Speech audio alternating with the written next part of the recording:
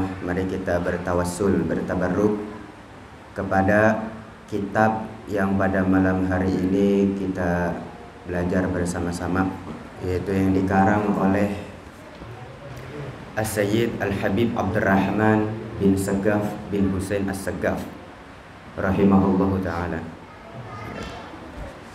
Kita mengambil tabarruk. Bismillahirrahmanirrahim. Al-Fatihah ila Rasulillah Muhammad bin Abdullah wa ala alihi wa sahbihi wa mawala, thumma ila arwahi masyayikhina wa ulama'ina wa aslafina wa ajdadina salihin, thumma ila ruhi sayyidina al-imam muhajir ilallah Ahmad bin Isa wa sinafakil muqaddam Muhammad bin Ali Ba'alawi, wa thumma ila ruhi sayyidina al-imam al-kutub muqaddam thani jaddul habaib al-habib Abdurrahman bin Muhammad Mulatawilih As-Saggaf wa Syekh Ali bin Abi Bakr As-Sakran, wa thumma ila ruhi sayyidina al-imam al-kutub Fakhrul Wujud Sultanul Inat Syekh Abi Bakar bin Salim wa akhihi Aqil bin Salim, wa thumma ila ruhi sayyidina al-imam Qutbil Anfas sahib Ratibul Attas Sayyidul Imam al-Habib Umar bin Abdurrahman al-Attas wa Syekh Ali bin Abdullah Baras wa bin al-Habib Husain bin Umar bin Abdurrahman al-Attas, wa thumma ila ruhi sayyidina Qutbil Irsyad wa Ghawthil Ibad wal Bilad sahib Ratibul Haddad Sayyidul Imam al-Habib Abdullah bin Alwi bin Muhammad al-Haddad, wa thumma ila ruhi sayyidina al-imam al-Habib Ahmad bin Zain al-Habsyi al-Jilani wa usulihim wa furu'ihim wa dawil huquqi alaihim ajma'in, wa thumma ila ruhi sayyidina al-imam al-kutub al-Habib Ali bin Hasan al-Attas wal Habib Ahmad bin Hasan al-Attas, wa thumma ila ruhi sayyidina al-imam Qutbil Qirtas al-Habib Abdullah bin Muhsin al-Attas Embang Bogor, wa thumma ila ruhi sayyidina al-imam al-Arif billah al-Habib Abdullah bin Husain Syamil al-Attas, wa thumma ila ruhi sayyidina al-imam al-Arif billah al-Habib Umar bin Muhammad bin Hutal al-Attas, wa thumma ila ruhi sayyidina al-imam al-kutub Al-Habib Abdurrahman bin Ahmad bin Abdul Qadir As-Saggaf wa Uman Haja Barakah binti Haji Ahmad Fushani wa bnihi Al-Habib Ali bin Abdurrahman As-Saggaf, wa thumma ila ruhi sayyidil Jid Al-Habib Hasan bin Muhammad Al-Attas wa Syarifah Zainab binti Salih Al-Attas, wa thumma ila ruhi sayyidina al-imam al-kutub Al-Habib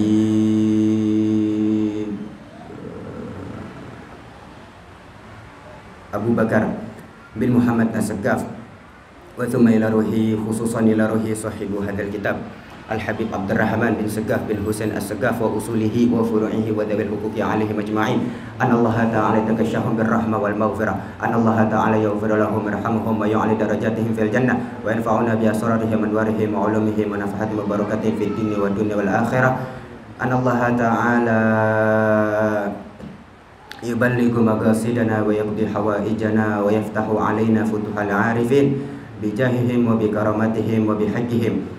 Allah yudkhilu niyatana fi niyatihim wa amalana fi amalihim wa akhlaqana fi akhlaqihim wa alsinatana fi alsinatihim wa qulubana fi qulubihim wa du'aana fi du'aihim wa raja'ana fi raja'ihim wa matalibana fi matalibihim wa maqasidana fi maqasidihim.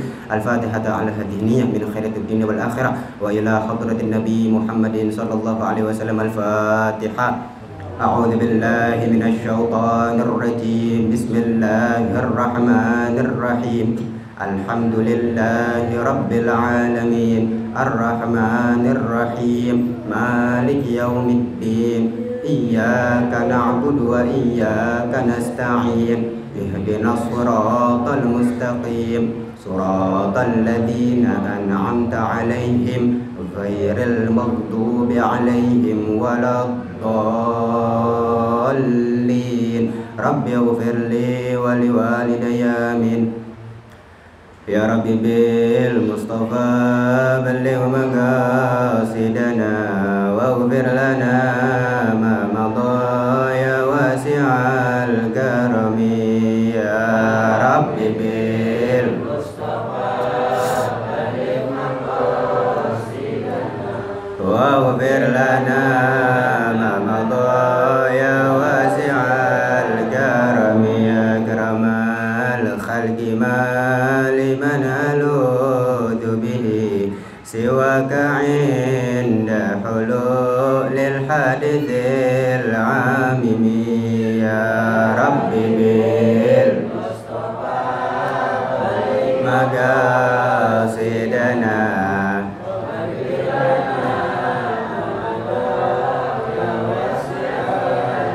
walan yadhiqa Rasulallahi jahuka bi idzal karimu tajalla bismi muntaqimi.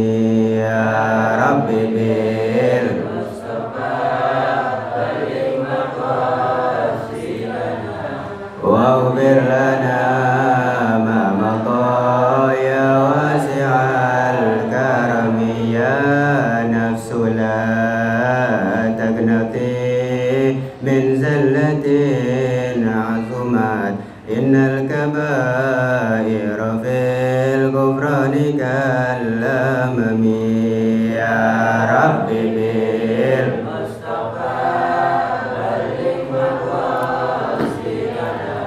واغفر لنا ما مضى يا واسع الكرم اللهم صل وسلم وبارك عليه وعلى آله. Alhamdulillah, segala puji bagi Allah Subhanahu wa taala yang telah mengumpulkan kita pada malam Kamis ini di Ma'had Al-Islami As-Safa. Mudah-mudahan keimanan kita sesuai dengan nama ma'had ini. Al-Islam yakni beragama Islam, As-Safa artinya bersih atau jernih. Ya, mudah-mudahan dalam hati kita dibersihkan oleh Allah Subhanahu wa taala. Salawat serta salam kita curahkan kepada junjungan Nabi besar kita Nabi Muhammad sallallahu alaihi wasallam, yang mana beliau adalah pemimpin kita dari dunia ini sampai akhirat nanti, guna menuntut ilmu Allah Subhanahu wa taala, mengharapkan ampunan dan keridhaan serta syafaat dari Nabi kita Muhammad sallallahu alaihi wasallam. Hadirin bapak-bapak, ibu-ibu yang saya muliakan, insyaallah pada pembahasan kitab hari ini tentang pembahasan fikih, ya, durusul fiqhiyah. Ini karang tadi Al-Habib Abdurrahman bin Muhammad bin Husain As-Saggaf. Beliau salah satu daripada keturunan Al-Habib Abdurrahman bin Muhammad Maulid Dawilah As-Saggaf, yang mana beliau ini njitnya pernah ngomong, pernah berbicara, barang siapa yang belajar dengan anak cucuku, dia hidupnya akan bahagia dunia dan akhirat. Itu kata beliau. Ya, alhamdulillah di Indonesia ini banyak para habaib-habaib yang memang bernasab kepada beliau, ya.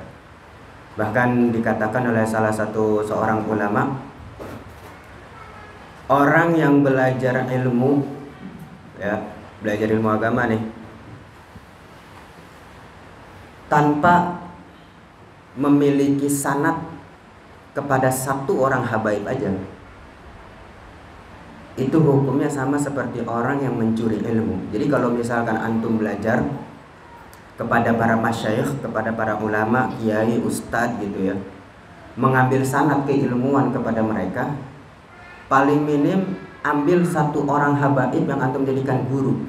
Karena kalau sampai satu orang habaib antum nggak punya sanad keilmuan kepada dia, hukumnya sama seperti orang yang mencuri ilmu. Makanya antum perhatiin, ulama-ulama kita yang besar nih, kiai-kiai, ustadz-ustadz di Indonesia, kalau kita telusurin nasab sanad keilmuannya, pasti nyambungnya ke habaib. Meskipun itu bergelar syekh, karena kan gelar habaib itu kan di saat itu belum seperti sekarang gitu. Seperti pemimpin yang pendiri NU siapa? Kiai Haji Hashim Asy'ari kan berguru kepada para habaib. Syekh Khalil Bangkalan berguru kepada seorang habaib. Banyak ulama-ulama di Indonesia ini yang besar-besar, al-alim, al-allamah bahkan, yang menjadi panutan dan rujukan ulama Mekah di saat itu orang Indonesia. Syekh Yasin Al-Fadani, gurunya banyak, seorang habaib juga, yang mana beliau itu pemegang sanad hadis satu dunia, orang Indonesia. Bahkan Habib siapa tuh? Abu Yazid Maliki apa Habib Umar bin Hafiz mengambil sanad hadis kepada Syekh Yasin Al-Fadani, orang Indonesia. Jadi subhanallah, masya Allah. Kenapa begitu? Karena Rasulullah pernah bersabda, "Ana Madinatul Ilm." Aku ini adalah gudangnya ilmu. Gudang ya, kotanya ilmu. Kotanya ilmu adalah Rasul Shallallahu Alaihi Wasallam. Sedangkan menantunya Sayyidina Ali adalah pintunya. Gemboknya Sayyidatuna Fatimah. Kuncinya Sayyidina Hasan dan Husain. Hadisnya berhenti sampai situ. Cuman Anda ngebaca lagi. Kenapa bisa orang belajar tanpa melalui habaib bisa dikatakan pencuri ilmu? Ya karena dia tidak mencari siapa yang megang kunci itu. Kan kuncinya Sayyidina Hasan dan Husain. Yang megang itu kunci siapa? Yaitu anak keturunannya. Kalau misalkan antum datang ke rumah orang bertamu, misalnya lewat jendela masuknya, terus ada orang yang lihat salah paham, dikata siapa? Pencuri. Namanya masuk ke rumah kan biasanya lewat pintu. Kalau misalkan pintunya dikunci, ya kita cari kuncinya. Kalau misalkan kita pengen cari kuncinya, cari siapa yang megang itu kunci. Ya begitu juga di dalam menuntut ilmunya Allah Subhanahu wa ta'ala. Alhamdulillah. Bismillahirrahmanirrahim. Kita mulai pembahasan awal daripada kitab Durusul Fiqhiyah. Bismillahirrahmanirrahim, dengan menyebut nama Allah Subhanahu wa ta'ala yang maha pengasih lagi maha penyayang. Ma huwal Islam? Apa itu agama Islam?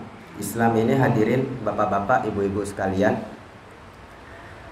diambil dari kata aslama yuslimu dalam ilmu shorof, yang mana Islam ini adalah akar kata. Jadi dalam bahasa Arab itu kan ada fi'il madhi, ada fi'il mudhari, ada isim masdar, ada fi'il amr, isim masdar, isim fa'il, isim maf'ul. Islam ini adalah akar kata yang diambil dari kalimat aslama yuslimu, yang artinya menyerahkan, menyerahkan gitu. Misalkan kayak antum punya duit ya sekian juta, antum serahkan kepada orang tua, berarti itu antum aslama al-fulus ila walidayya, kepada kedua orang tuaku gitu, menyerahkan artinya. Kalau misalkan salima yaslamu, itu artinya selamat, inna dina indallahil Islam.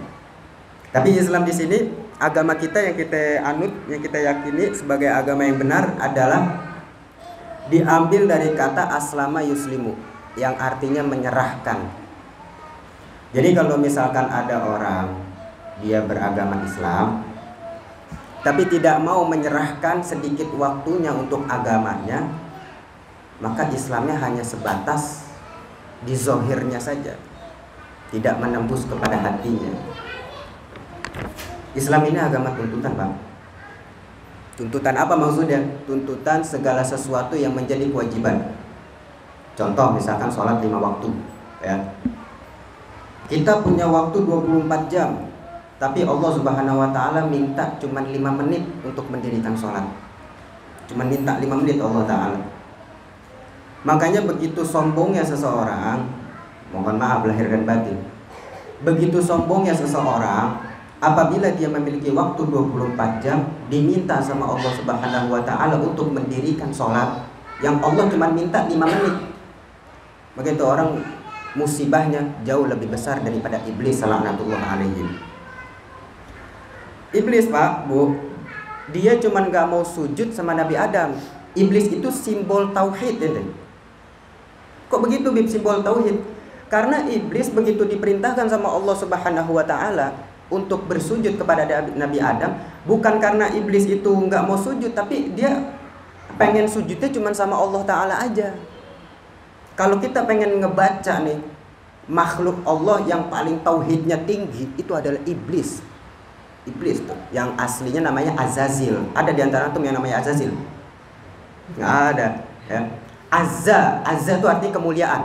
Il artinya Tuhan. Azazil, kemuliaan Tuhan. Tuh.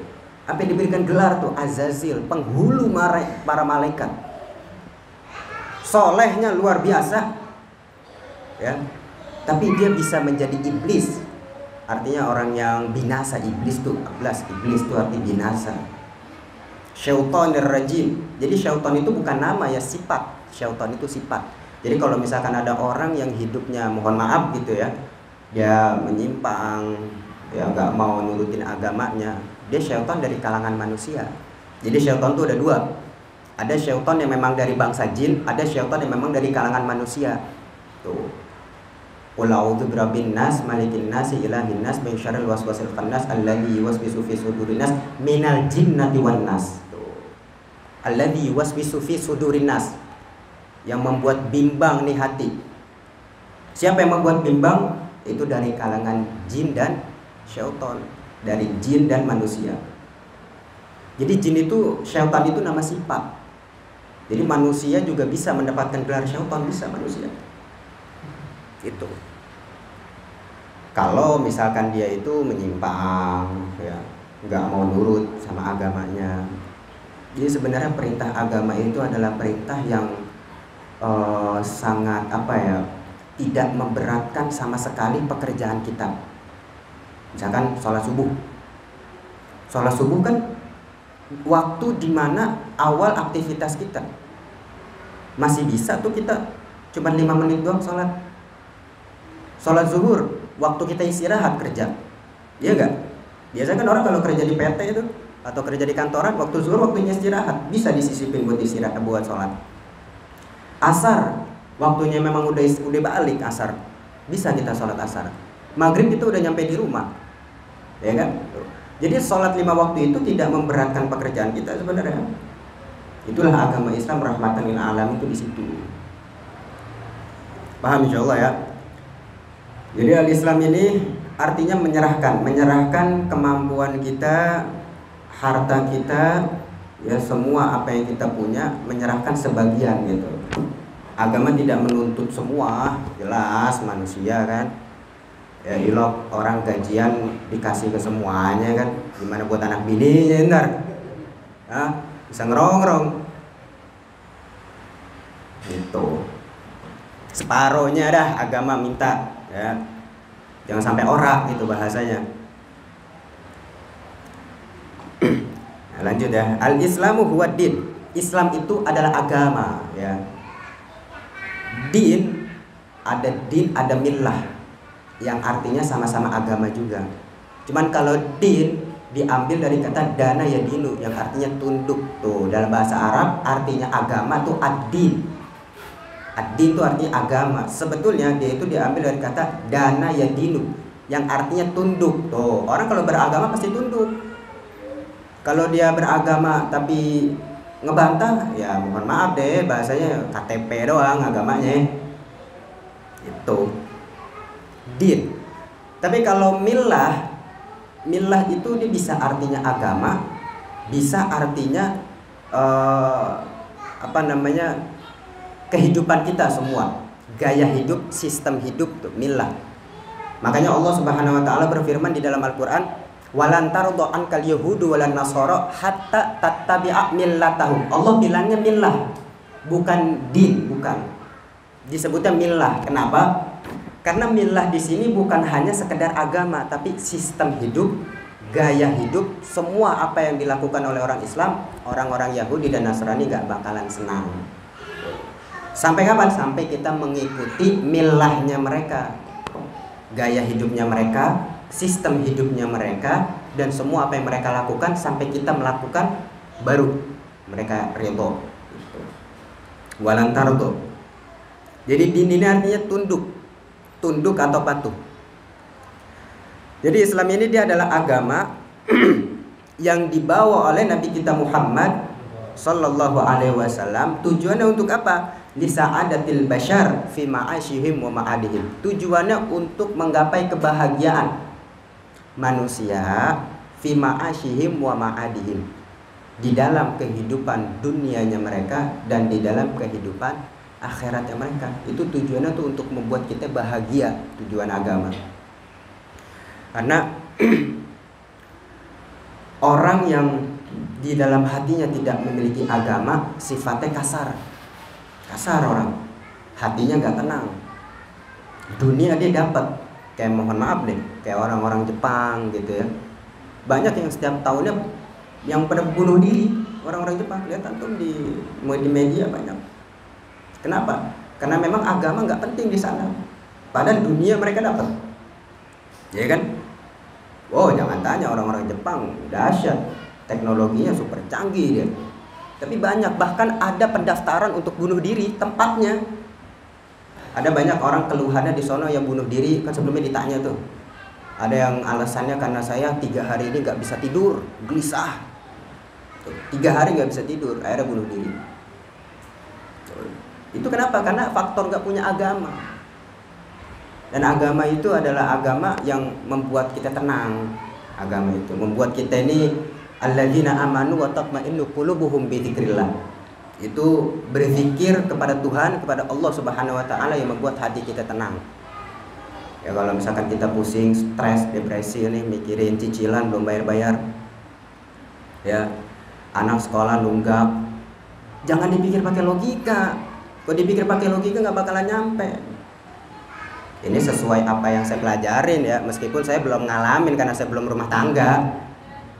Ya, saya belum ngalamin, emang cuman teorinya insya Allah saya tahu, itu ilmunya tahu. Jangan dipikir pakai logika, ya. Apa yang menjadi masalah dalam hidup kita ini kalau kita pikirin pakai logika nggak bakalan nyampe.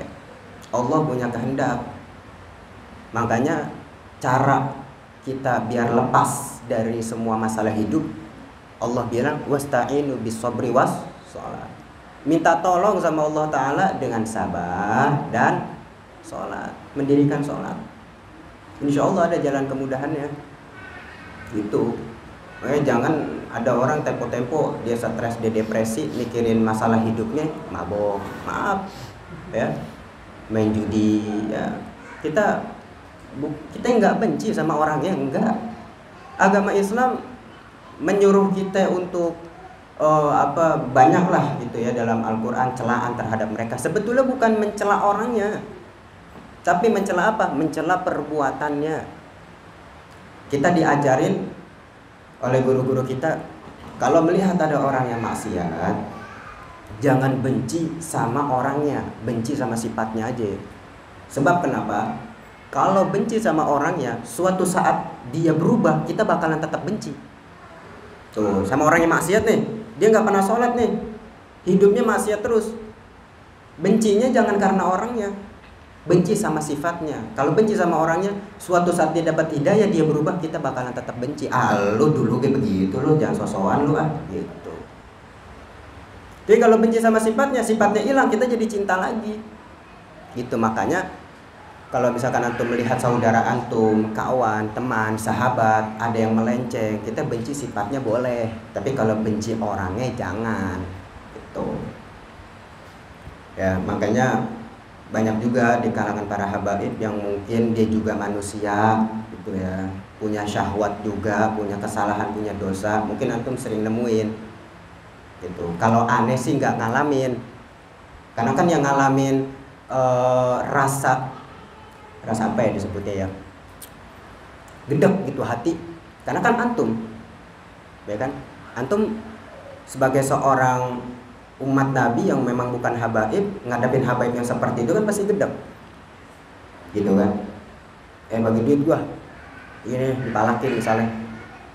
Jangan benci sama kehabaibannya, benci sama sifatnya. Kalau benci karena kehabaibannya, karena dia itu habaib atau manusianya, berarti kita benci sama darahnya itu. Kalau kita benci sama darahnya dia darah siapa? Darah Al-Mustafa Rasul Sallallahu Alaihi Wasallam. Berarti secara tidak langsung dia benci sama Nabi Sallallahu Alaihi Wasallam. Makanya kalau ada habaib yang buat antum kesal, benci sifatnya nggak apa-apa ya. Tapi jangan benci sama orangnya. Kalau benci sama orangnya berarti benci sama darahnya. Kalau benci sama darahnya, sama dengan secara tidak langsung dia membenci darah Al-Mustafa Sallallahu Alaihi Wasallam. Jadi tujuan agama Islam ini adalah untuk kebahagiaan kita ya sebenarnya. Ya, kita pusing. Bahkan ada seorang ulama tuh mengatakan, jikalau aku tidak menemukan tali ikatan untuk onta, aku akan mencarinya di dalam Al-Quran. Saking semua perkara kehidupan kita udah dijawab sama Al-Quran, cuman tinggal kita mau mempelajari, mau mengamalkan atau tidak. Apapun dah semuanya itu udah dijelaskan semua di dalam agama kita. Kan kebanyakan begitu deh. Namanya manusia sifatnya realita. realitanya nggak kayak begitu, manusia jarang ada yang percaya. Paham nggak? Barang siapa yang membaca suratul Waqiah, maka Allah Subhanahu wa taala akan cegah dirinya dari kefakiran. Lam tusibhu faqatun abada. Dalam hadis Rasulullah sallallahu alaihi wasallam bersabda, orang yang membaca suratul Waqiah setiap malam rezekinya nggak bakalan seret. Apa iya? Tuh. Realitanya ada teman gue baca surah Al-Waqiah, hidupnya biasa-biasa aja. Tuh, karena manusia itu sejatinya melihat realita, melihat kenyataan. Kalau kenyataannya salah atau beda, udah dia kayak nggak percaya gitu. Ya kayak ada istilah kenapa agama ini sifatnya gaib? Ya, Tuhan, malaikat, para nabi, surga dan neraka sifatnya gaib.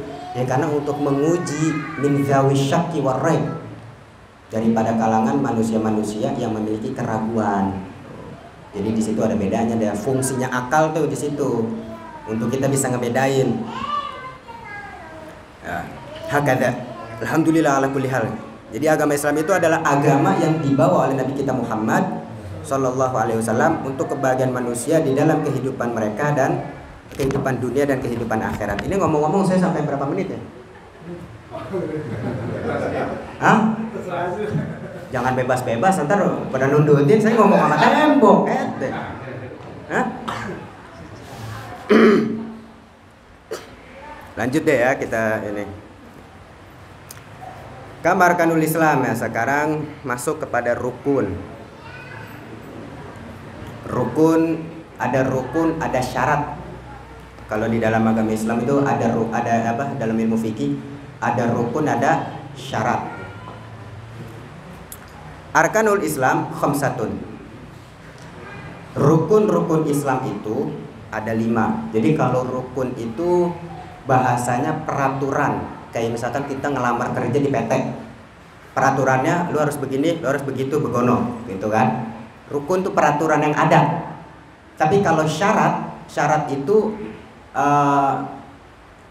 berlaku di luar gitu.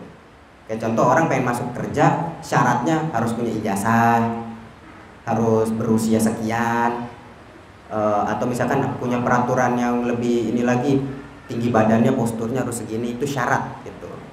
Jadi kalau rukun itu berlakunya di dalam, kalau syarat di luar gitu. Kayak gini nih, rukun-rukun Islam. Berarti kalau orang pengen masuk ke Islam harus mengikuti ini nih, rukun-rukun ini. Ingin dikatakan Islam berarti dia harus mengikuti rukun yang 5. Yang pertama apa? Al-awwal syahadatu an la ilaha illallah wa anna muhammadar rasulullah.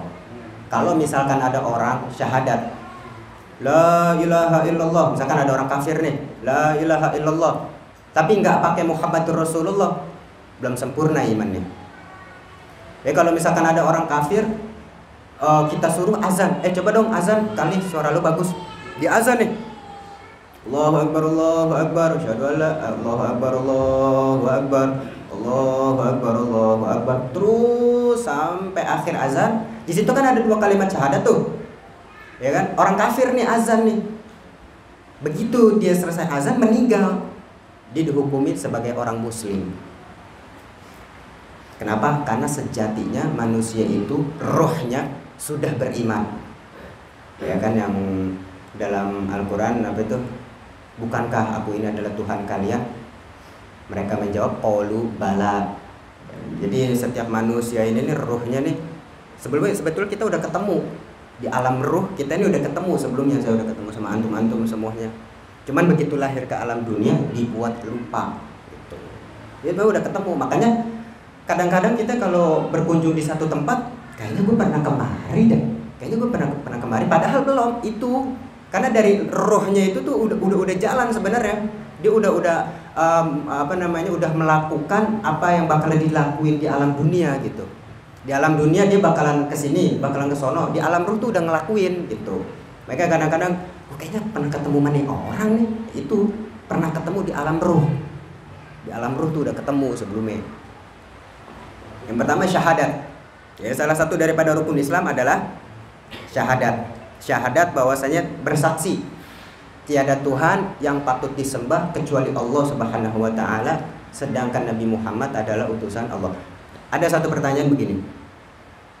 Kalau misalkan ada orang kafir, dia perang untuk membela agama Islam, dia kerahkan semua hartanya sampai dia jatuh miskin untuk menginfakkan di jalan Allah Subhanahu wa taala. Orang kafir nih, dia sedekah, bahkan dia turut menyumbang pembangunan masjid.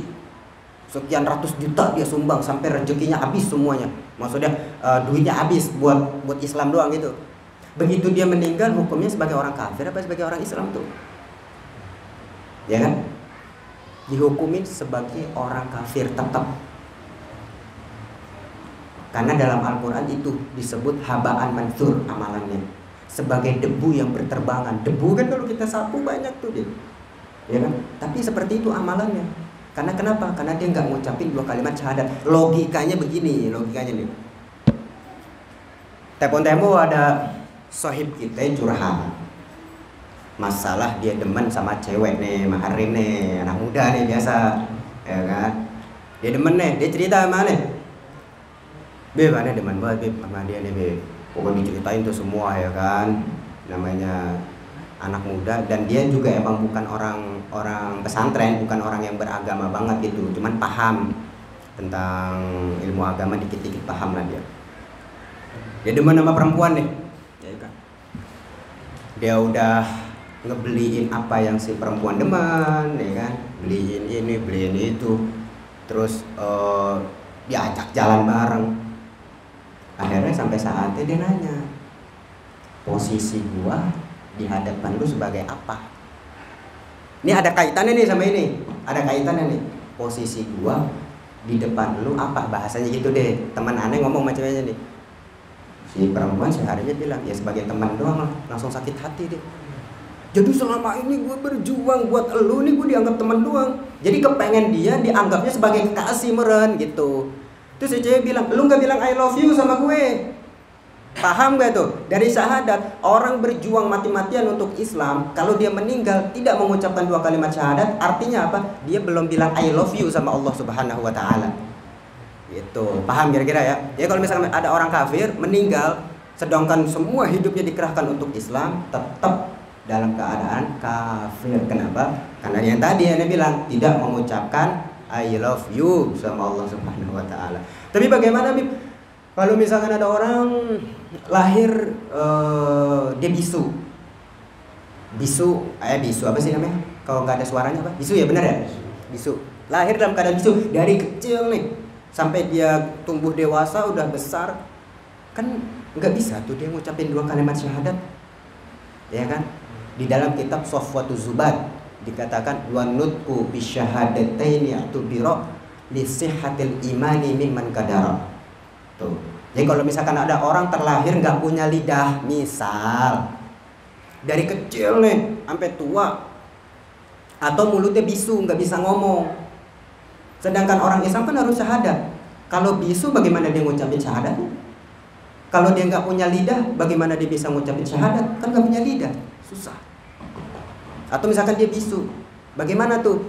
Apakah dia dihukumi sebagai orang kafir atau sebagai orang yang kosong, seperti orang yang kosong di zaman kenabian, misalkan Ayamul Fatrah? Hukumnya adalah kata pengarang kitab Safwatuz Zubat, wa nutqu bi syahadatin ya'tubira, mengucapkan 2 kalimat syahadat untuk kesehatan iman itu wajib. Tapi ingat, li sihatil imani mimman qadara, bagi orang yang mampu. Jadi kalau misalkan ada orang kepengen masuk Islam tapi ada gejala, ada problem, ada masalah, entah dia emang bisu atau dia nggak punya lidah gitu, atau misalkan dia orang kafir pengen masuk Islam tapi emang dia nggak bisa ngomong, atau banyaklah problemnya yang dia tuh nggak bisa ngucapin syahadat gitu loh. Ya tadi contohnya mungkin nggak punya lidah atau dia bisu, tetap dia masuk Islam, dia mengucapkan 2 kalimat syahadat dalam hati atau dari mulut semampunya, hukumnya sah begitu. Kenapa? Karena mimman qadara, bagi orang yang mampu. Dia mengucapkan 2 kalimat syahadat ya untuk masuk Islam, itu bagi orang yang mampu untuk mengucapkannya ya, untuk mengucapkannya aja. Kayak siapa ya? Pamannya Nabi Abu Thalib ya, yang berjuang mati-matian untuk Islam kan. Meskipun dalam Al-Quran Allah Subhanahu Wa Taala bilang, innaka latahdi man ahbabta walakinnallaha yahdi man yasha. Sesungguhnya engkau hai Muhammad tidak bisa memberikan hidayah kepada orang yang engkau cinta. Ini Abu Thalib ini perjuangannya luar biasa. Tamengnya Nabi dari gangguan orang-orang kafir Quraisy. Sebenarnya Abu Thalib ini mengakui bahwasanya Nabi Muhammad itu adalah seorang rasul. Cuman karena untuk melindungi dakwahnya Nabi dari gangguan orang-orang kafir, makanya Abu Thalib nggak mau masuk Islam. Jadi bahasanya tuh kayak gimana ya? Ini Abu Thalib kan dalam keadaan kafir nih, masih dalam keadaan kafir, tidak beriman.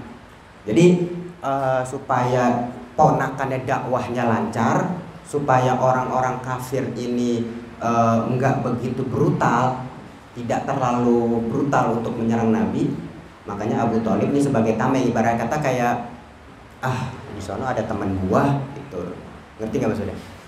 Jadi kalau misalkan kayak ada orang nih, anak muda berantem, kelompok A sama kelompok B berantem nih. Di kelompok A, di kelompok B ada temannya dari kelompok A. Kan masih ada rasa tuh. Di sana ada teman gue juga lagi, gue juga rada segen gitu bahasanya. Ya. Ya begitu posisinya tuh Abu Thalib. Abu Thalib paman Nabi untuk ngebentengi, jadi biar orang kafir di sana ada Abu Thalib lagi. Gua rada-rada segen juga sih. Ada Abu Thalib, apalagi Abu Thalib nih tokoh kita, pemimpin kita Abu Thalib. Gitu. Meskipun dalam hal ini Abu Thalib ini banyak para ulama menjelaskan, meskipun ini ikhtilaf ya, beda pendapat. Silakan kalau ada yang beda pendapat tidak jadi masalah. Tapi kalau para habaib sepakat nih, para habaib mayoritas ulama habaib ini mengatakan Abu Thalib ini tetap dalam keadaan Islam. Gitu. Karena banyak tuh ada pembahasan dalam kitab Asnal Matolib fi Najati Abi Thalib. Asnal Matolib fi Najati Abi Thalib itu kitab berisi tentang dalil-dalil alasan atas keislamannya Abu Thalib. Itu panjang sih pembahasannya. Intinya para ulama habaib itu meyakini Abu Thalib ini sesuai dengan dalil yang mereka punya, ya, dihukumi sebagai orang Islam. Karena kan Allah Subhanahu Wa Taala Maha Mampu. Ya bisa aja kan ada yang mengatakan Abu Thalib ini begitu meninggal dibangkitin lagi sama Allah Ta'ala untuk mengucapkan syahadat, meninggal lagi. Ada yang mengatakan demikian. Paham ya? Yang pertama syahadat, mengucapkan bahwasanya tiada Tuhan kecuali Allah Subhanahu Wa Ta'ala, wa anna Muhammadar Rasulullah. Wa tsani iqamus shalah, yang kedua mendirikan salat. Ini panjang nih pembahasannya. Iqamus shalah, mendirikan salat gitu. Kalau misalkan ada orang gugur satu aja daripada rukun Islam, misalkan dia syahadat tapi dia nggak sholat, tapi dia nggak puasa, nggak zakat, nggak haji, tetap dalam keadaan Islam, cuman mampir dulu deh di neraka. Translate itu puasa dia nggak puasa, zakat dia nggak zakat, haji dia nggak haji, tapi syahadat Islam sih dia. Cuman ya begitu deh, di akhirat kelak begitu ngelewatin jembatan Shirathul Mustaqim, mampir dulu dia tuh ke neraka. Untuk diapain? Untuk dibersihkan dari semua dosa-dosa. Bahkan kan siapa itu? Juhaina apa kalau nggak salah? Juhaina, orang yang terakhir keluar dari neraka, yang terakhir masuk ke dalam surga. Juhaina itu dia nggak punya amalan apa-apa selain daripada 2 kalimat syahadat, la ilaha illallah Muhammadur Rasulullah. Nggak punya amalan apa-apa kecuali itu doang udah amalannya. Tapi begitu udah bersih dari dosa-dosanya, masuk dalam surga. Bahkan ya cuman begitu deh, berapa triliun tahun kan, satu hari di akhirat 1000 tahun di dunia. Bayangin tuh, setahun di akhirat berapa tahun kalau di dunia? Sehari 1000 di sono. Jadi makanya Masya Allah deh ya. Jadi kita ini beruntung sebagai umat Nabi SAW. Kalau umat-umat terdahulu dia tobat, udah bunuh diri, disuruh bunuh diri untuk mensucikan. Kalau misalkan pakaian kena najis nih, kena najis, pakaiannya tuh yang kena najis harus dirobek. Jadi kalau umat Nabi Muhammad cukup dicuci, bersih, dibilas pakai air yang suci mensucikan, udah suci lagi tuh pakaian. Jadi kalau umat dahulu, kalau misalkan tangannya misal kena najis anjing, babi, maaf gitu ya, udah harus dipotong tangannya.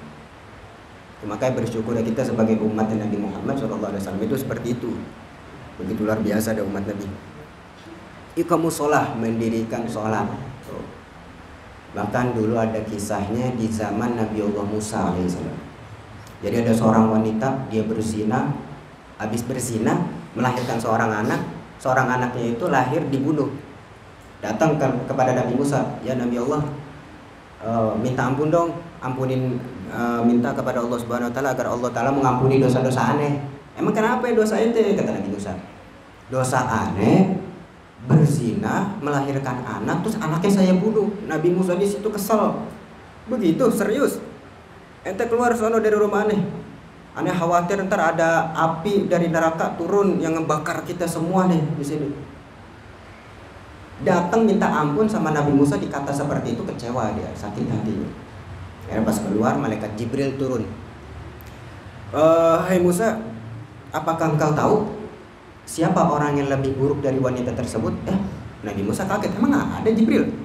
Wahai malaikat, orang yang lebih buruk dari wanita ini, kata malaikat Jibril, ada. Siapa dia? Man taraka shalah amidan muta'ammidan, orang yang meninggalkan sholat secara sengaja dan terus menerus. Bahkan satu kali sholat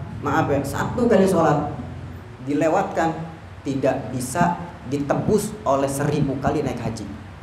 Satu kali sholat nggak bisa ditebus oleh 1000 kali naik haji. Luar biasa tuh orang meninggalkan sholat, berat. Oh jangan salah, sholat kan cuma tonggang-tonggeng doang kan bahasanya kalau kita lihat secara zahir, ruku, sujud, i'tidal apa dan sebagainya.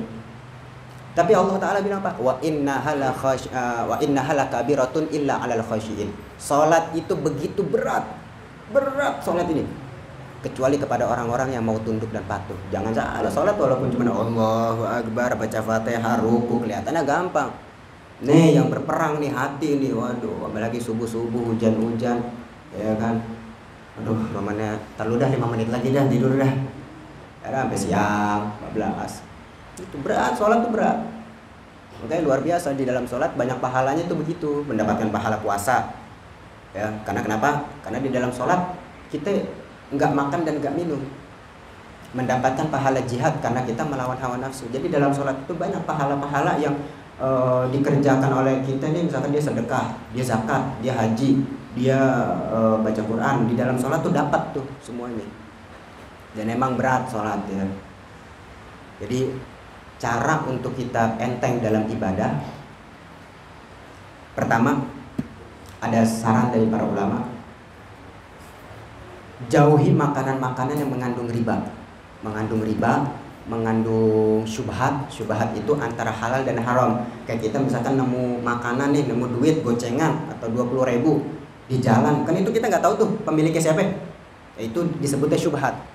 Ini pemilik duit antara ridho dan gak ridho, gitu. Itu namanya syubhat. Jauhi itu makanan-makanan yang ada unsur syubhat, jauhin.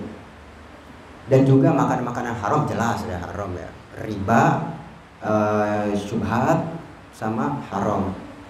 Atau kalau kata Imam Malik bin Dinar, kalau kita merasakan rezeki sempit, rezeki seret nih, badan lemas untuk diajak ibadah, lemas badan, terus sama hati kita keras. Kalau jikiran tuh kayak susah buat nangis gitu, kasar nih hati kita nih, keras. Kata Imam Malik bin Dinar, faktornya satu, karena engkau berbicara dengan sesuatu yang di situ nggak ada manfaatnya. Jadi kalau misalkan berbicara ya ahsan gitu ya, lebih bagus pikir-pikir kira-kira kalau gue ngomong kayak begini nih ada manfaatnya apa enggak nih buat orang atau buat diri gua gitu. Manfaat dalam sisi agama. Jangan kadang-kadang kita ngobrol, maaf gitu ya, namanya kita ngumpul-ngumpul pasti ada aja tuh yang jadi bahan gosipan kita ya. Jadi tinggalin tuh sesuatu yang berbicara sesuatu yang gak ada manfaat, itu tinggalin tuh, karena itu faktor daripada badan kita lemas buat diajak ibadah ya. Rezeki seret sama kerasnya punya hati, faktornya satu, berbicara dengan sesuatu yang gak ada manfaatnya. Ini kayaknya kepanjangan nih kalau misalkan Anda terus ini. Wa iqamus shalah ya. Kita berhenti di sini dah. Wa iqamus shalah, mendirikan sholat. Ya mudah-mudahan apa yang saya sampaikan pada malam hari ini bermanfaat buat diri kita semuanya, buat keluarga, dan kita memohon kepada Allah Subhanahu wa taala diberikan keistiqomahan oleh Allah Subhanahu wa taala. Karena istiqomah ini sangat amat berat ya. Lebih baik daripada 1000 karomah tuh istiqomah. Ada orang, seorang wali bisa ngubah daun jadi duit, bisa terbang di atas langit. Bahasanya masih lebih baik orang yang istiqomah tuh. Lebih baik dari 1000 karomah. Dan para wali untuk mendapatkan karomah itu pun istiqomah mereka di dalam ibadah. Ya, kita minta kepada Allah Subhanahu wa taala untuk diberikan istiqomah, hidayah, taufik, dan diberikan ilmu yang bermanfaat fid dini wad dunya wal akhirah, dan kita bisa mendapatkan ampunan dari Allah taala, mendapatkan syafaat dari baginda Nabi besar Muhammad sallallahu alaihi wasallam. Ya, mudah-mudahan insyaallah kita panjang umur, sehat walafiat, rezekinya banyak ya, dijadikan keluarga kita sakinah, mawaddah warahmah, dan dikumpulkan kita semuanya di surga Firdaus kelak bersama Nabi kita Muhammad sallallahu alaihi wa ala alihi wasallam. Amin amin ya rabbal alamin. Sekian dari Fakir. Wassalamualaikum warahmatullahi wabarakatuh. Ada yang mau